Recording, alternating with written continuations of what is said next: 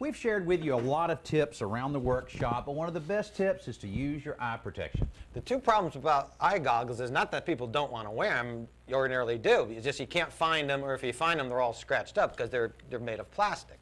Now, one of the first step, one of the easiest way to keep your goggles handy is to put a little cord on them, as we've done here. This is just what's called Mason's line. It's just nylon cord you can find at any hardware store. These particular goggles actually had holes in the end, and I just knotted it, and you hang it around your neck. You don't have to worry about us losing these with this color. No. And the nice thing about this is when you're working, you don't always have the goggles on. You have a tendency to take them on and put them off, take them off, put them on.